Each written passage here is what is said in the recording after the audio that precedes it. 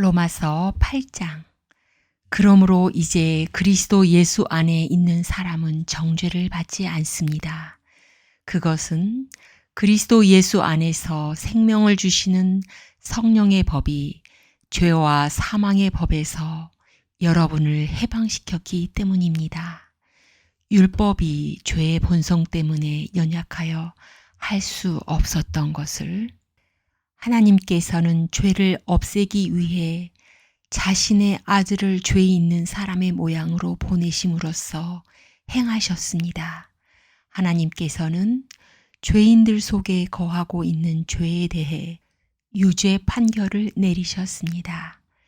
이렇게 하여 죄의 본성에 따라 살지 아니하고 성령에 따라 살고 있는 우리에게 율법의 의로운 요구들이 완벽히 이루어졌습니다. 죄의 본성을 따라 사는 사람들은 죄의 본성이 바라는 일을 생각하지만 성령을 따라 사는 사람들은 성령이 바라시는 일을 생각합니다. 죄의 본성의 지배를 받는 사람의 생각은 죽음이지만 성령의 지배를 받는 사람의 생각은 생명과 평강입니다. 죄의 본성이 생각하는 것은 하나님을 거스르는 것입니다. 그것은 하나님의 법에 복종하지 않을 뿐 아니라 할 수도 없습니다. 죄의 본성의 지배를 받는 사람은 하나님을 기쁘시게 할 수 없습니다. 그러나 하나님의 영이 여러분 안에 계시다면 여러분은 죄의 본성의 지배를 받지 않고 성령의 지배를 받게 됩니다. 누구든지 그리스도의 영이 없는 사람은 그리스도에게 속한 사람이 아닙니다.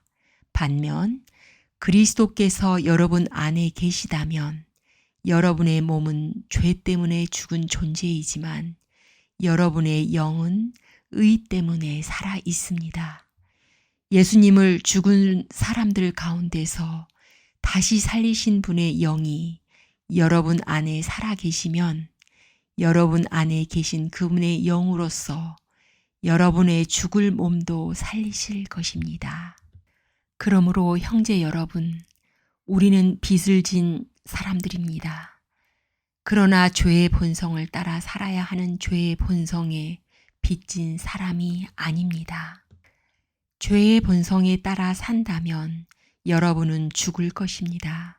그러나 성령의 도우심을 받아 몸의 악한 일을 죽인다면 여러분은 살 것입니다.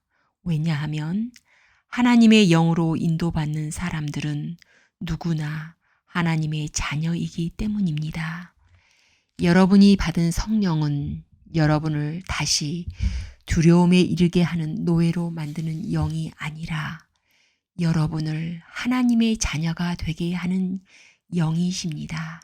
그래서 우리는 그 성령을 의지하여 아바, 아버지라고 부를 수 있는 것입니다. 성령께서는 친히 우리의 영과 함께 우리가 하나님의 자녀라는 것을 증언합니다. 자녀라면 또한 상속자이기도 합니다. 우리는 하나님의 상속자이며 또한 그리스도와 공동의 상속자입니다. 그래서 우리는 그리스도께서 누리시는 영광에 참여하기 위해 그분이 겪으신 고난에도 참여하는 것입니다. 나는 현재 우리가 겪는 고난은 장차 우리에게 나타날 영광과 비교하면 아무것도 아니라고 생각합니다. 모든 피조물은 하나님의 자녀들이 나타나기만을 간절히 기다리고 있습니다. 피조물은 허무하게 되었습니다. 그렇게 된 것은 피조물이 원해서가 아니라 그렇게 하신 하나님의 뜻 때문이었습니다. 하지만 소망은 있습니다.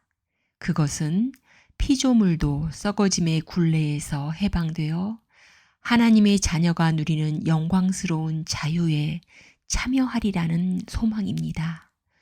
우리는 모든 피조물이 이제까지 신음하고 해산의 고통을 겪고 있다는 것을 압니다.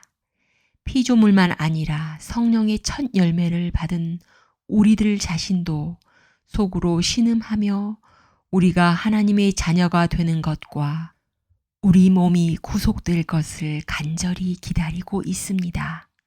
우리는 이러한 소망으로 구원을 받았습니다. 눈에 보이는 소망은 소망이 아닙니다. 보이는 것을 소망하는 사람이 어디 있겠습니까?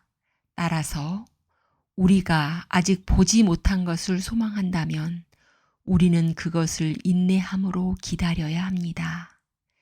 이처럼 성령께서는 우리의 약함을 도와주십니다.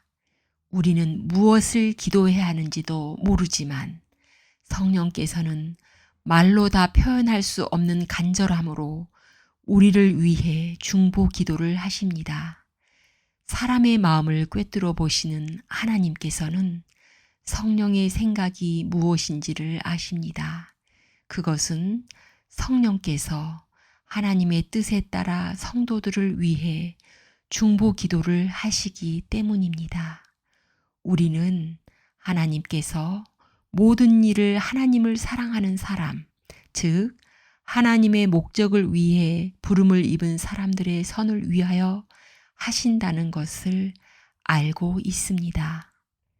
하나님께서는 전부터 아셨던 사람들을 그분의 아들과 동일한 형상을 갖도록 미리 정하시고 하나님의 아들을 많은 형제들 중에서 맏아들이 되게 하셨습니다. 하나님께서는 미리 정하신 사람들을 부르셨고 부르신 사람들을 의롭다고 하셨고 의롭다고 하신 사람들을 영화롭게 하셨습니다. 이 점에 대해 우리가 무엇이라고 말할 수 있겠습니까? 하나님께서 우리 편이시라면 누가 우리를 대적하겠습니까?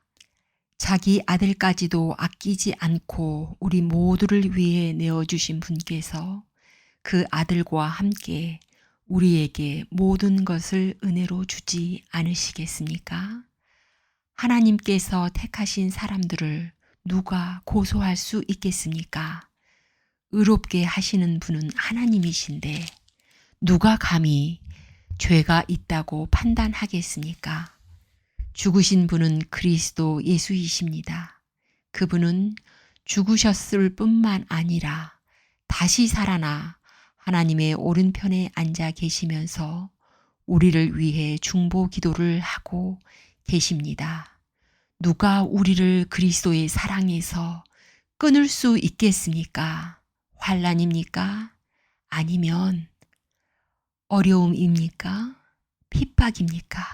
그렇지 않으면 굶주림입니까? 헐벗음입니까? 위험입니까? 아니면 칼입니까?